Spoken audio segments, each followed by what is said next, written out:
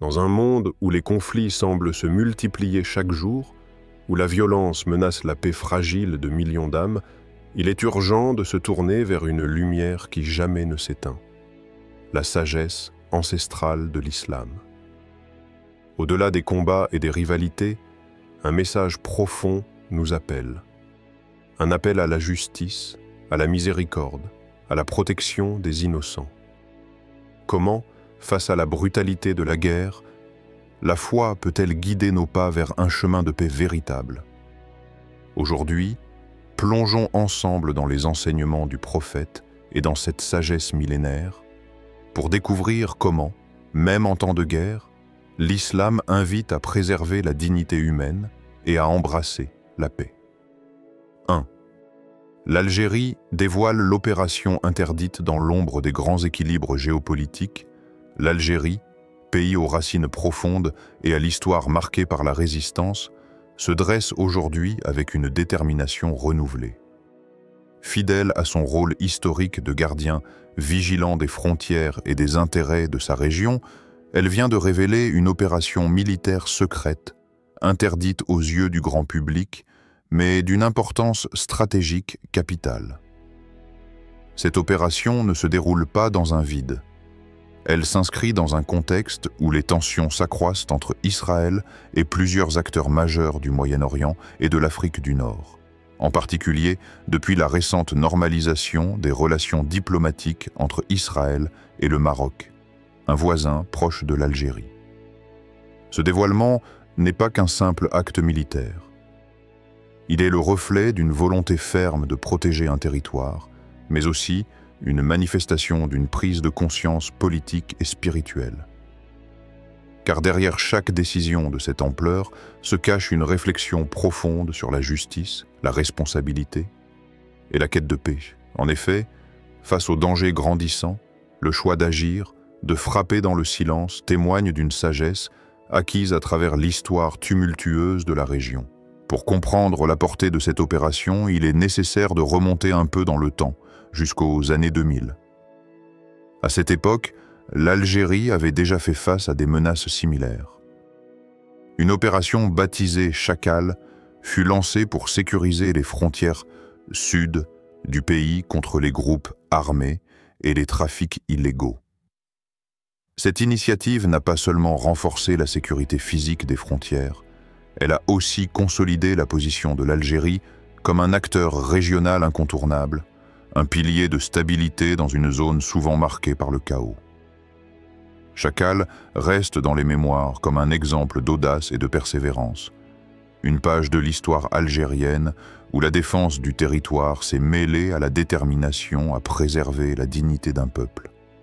Mais au-delà des faits, ce sont les questions spirituelles qui émergent à la lumière de ces événements. Lorsqu'un dirigeant se trouve face à des décisions qui peuvent entraîner la guerre ou la paix, la vie ou la mort, comment sa foi en Allah influence-t-elle ses choix?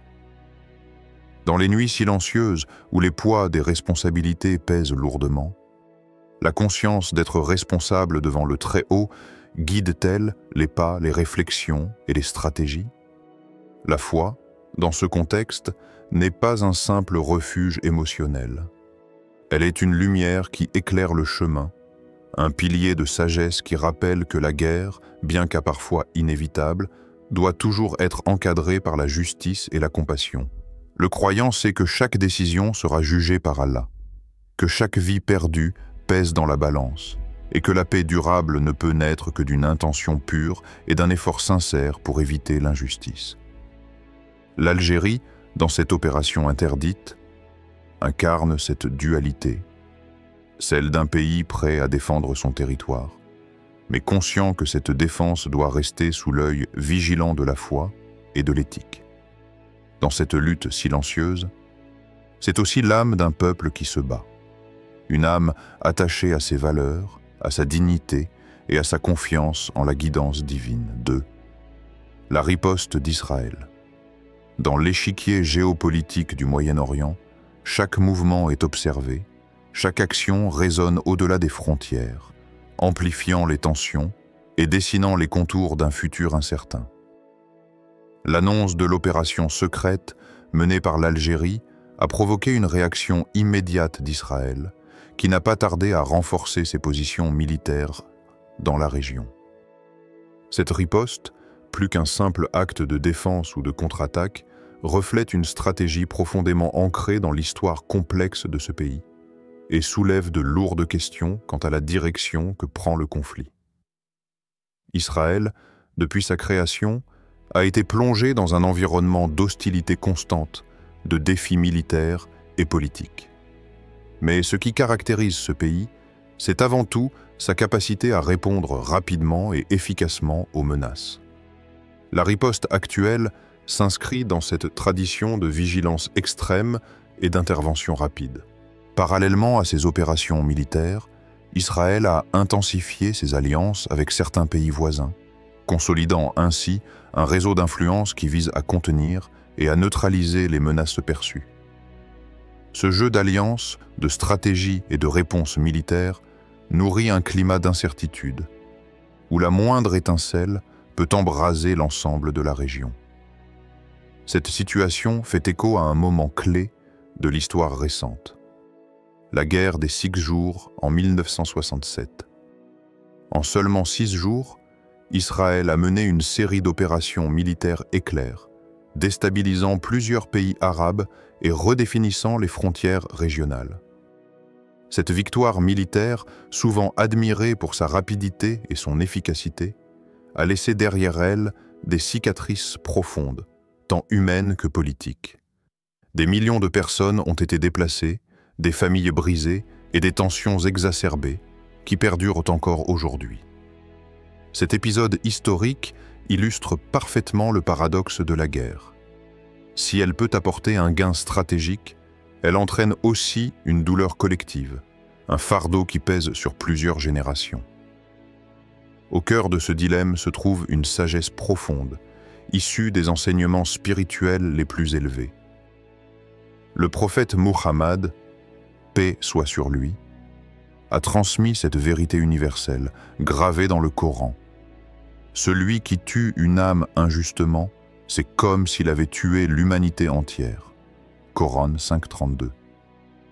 Cette parole, d'une portée bouleversante, nous rappelle que chaque vie humaine a une valeur inestimable et que la destruction d'une seule âme engendre une perte qui dépasse l'individu, affectant toute l'humanité. Dans le contexte des conflits modernes, cette sagesse invite à une réflexion profonde. La violence, souvent justifiée par des raisons politiques ou stratégiques, doit être remise en question à la lumière de cette vérité spirituelle. Les morts sur les champs de bataille, les civils pris dans la tourmente, les enfants privés d'un avenir, tout cela n'est pas seulement un coût humain, mais un appel à la conscience, un rappel que la paix doit être l'objectif ultime, et que la guerre, si elle doit être évitée, ne peut jamais devenir une banalité. Cette conscience spirituelle ne signifie pas naïveté face aux réalités du monde, mais plutôt une invitation à chercher des solutions qui transcendent la simple logique du conflit. Elle encourage à reconnaître l'humanité partagée au-delà des divisions, à cultiver la compassion même envers ceux qui sont perçus comme ennemis, et à œuvrer pour un avenir où la justice prime sur la violence. La riposte d'Israël, dans ce contexte, ne doit pas être seulement vue comme une réponse militaire, mais aussi comme un moment d'introspection collective. Comment sortir de ce cercle vicieux de représailles? Comment faire en sorte que la force soit utilisée pour protéger la paix et non pour nourrir la guerre?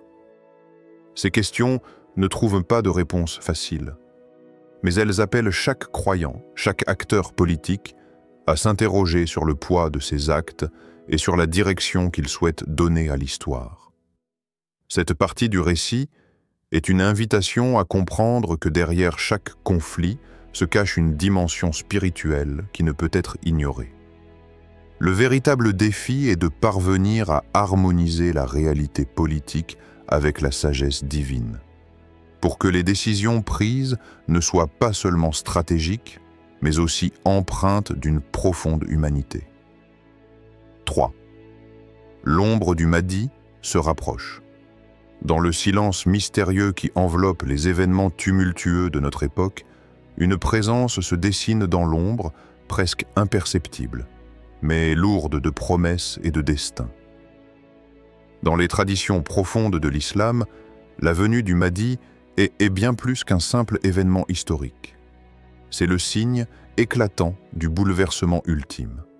L'avènement d'un temps où la justice et la vérité se révéleront au monde entier.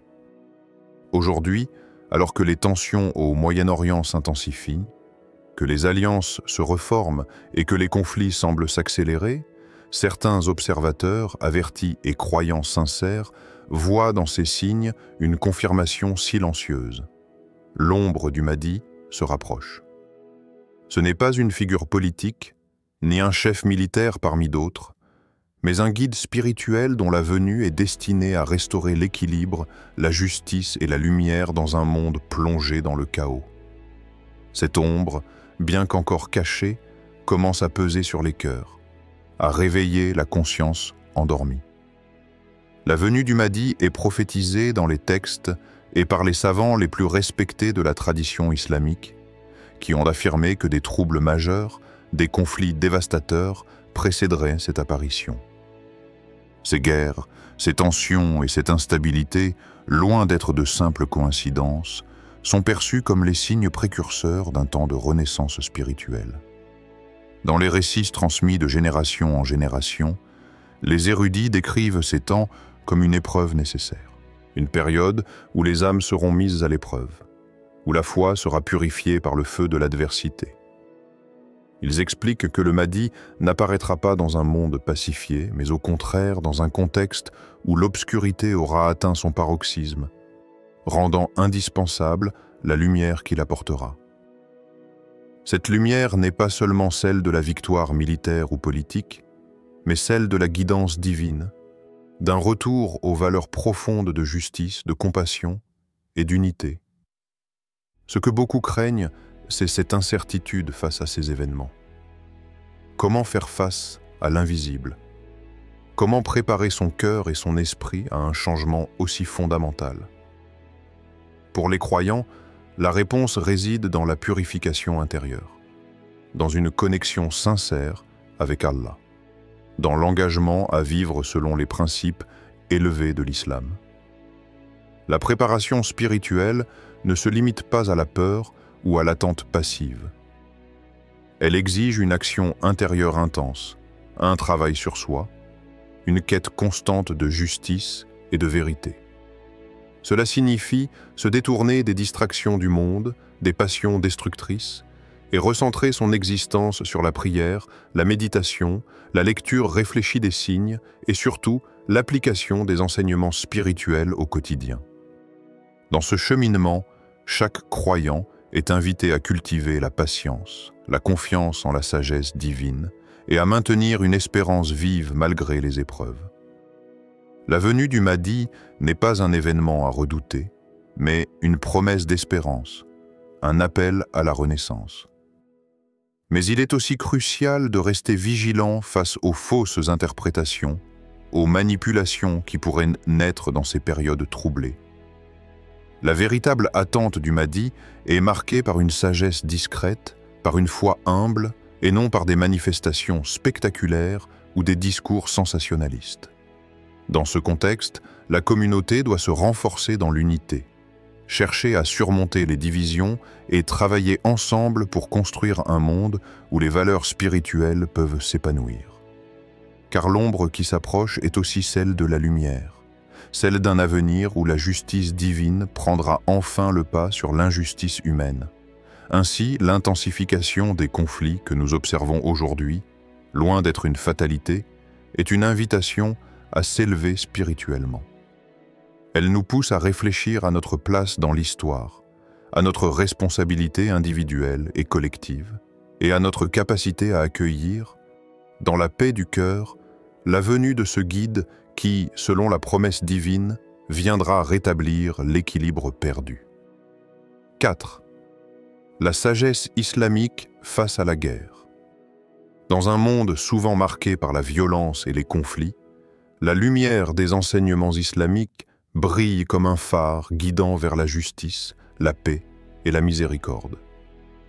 Lorsque les hommes s'égarent sur les chemins de la guerre, la sagesse de l'islam rappelle que cette violence ne doit jamais être une fin en soi, mais un moyen strictement encadré par des principes éthiques inviolables. L'islam, dans son essence profonde, est une religion de paix. Le terme même « islam » dérive de la racine « salam », qui signifie paix. Ce message central se manifeste de façon claire et précise dans les textes sacrés et les pratiques prophétiques. La guerre n'est permise que dans des cas extrêmes, et même alors, elle doit être conduite avec justice, miséricorde, et dans le respect des droits humains fondamentaux. L'un des exemples les plus puissants de cette sagesse se trouve dans la conduite exemplaire du prophète Muhammad, paix soit sur lui, lors de la bataille de Badr. Cette bataille, première grande confrontation entre la jeune communauté musulmane et ses adversaires à la Mecque, est souvent étudiée pour ses leçons stratégiques, mais elle est tout autant remarquable pour son éthique. Avant même que la bataille ne commence, le prophète ordonna à ses compagnons de ne pas attaquer les civils, les femmes, les enfants, les personnes âgées, ni les marchands ou les agriculteurs. Il insista sur le fait que la guerre ne doit jamais être synonyme d'injustice. Ces consignes, qui peuvent sembler naturelles aujourd'hui, étaient révolutionnaires dans un contexte où les guerres tribales et les conflits armés se caractérisaient souvent par des violences extrêmes et indiscriminées. Cette approche humaine et équilibrée demeure un modèle vivant. Elle enseigne que même au cœur des conflits les plus durs, la dignité humaine doit être préservée. Elle invite les musulmans à réfléchir sur la nature même de la guerre.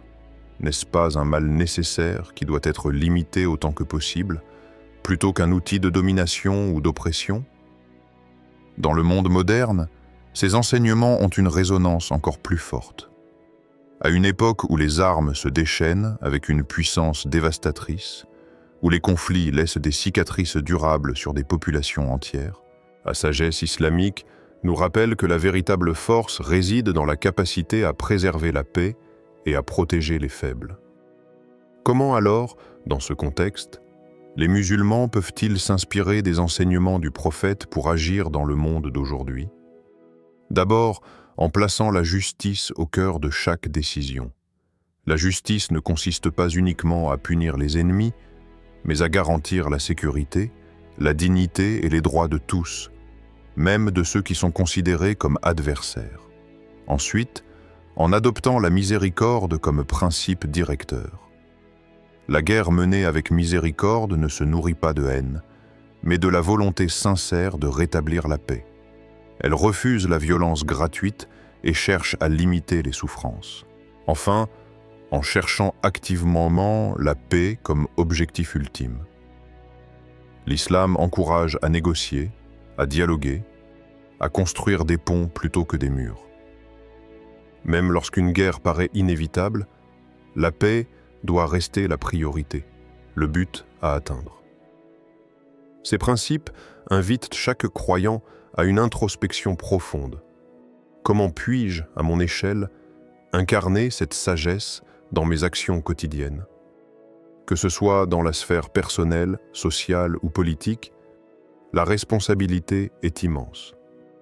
Les musulmans sont appelés à être des porteurs de paix, des artisans de justice, dans un monde souvent déchiré par la violence. Cette sagesse ne doit pas rester théorique. Elle est une invitation à transformer le monde par des actions concrètes, défendre les droits des opprimés, protéger les innocents, œuvrer pour la réconciliation et surtout, cultiver la paix intérieure qui est le socle de toute paix durable. À travers cette lumière, chaque conflit, aussi sombre soit-il, peut devenir une occasion de rappeler la grandeur de la foi, la profondeur de la compassion et la puissance de la justice divine. Ce que nous révèle la sagesse islamique, c'est une invitation à transcender la violence et à choisir la paix, même dans les moments les plus sombres. La guerre, loin d'être un simple affrontement de force, est un test de justice, de compassion et d'humanité. En nous inspirant des exemples lumineux du passé, nous sommes appelés à être des bâtisseurs de paix dans un monde qui en a cruellement besoin. Que cette lumière guide nos cœurs, fortifie notre foi et nous inspire à œuvrer pour un avenir où la miséricorde triomphe de la haine. Gottes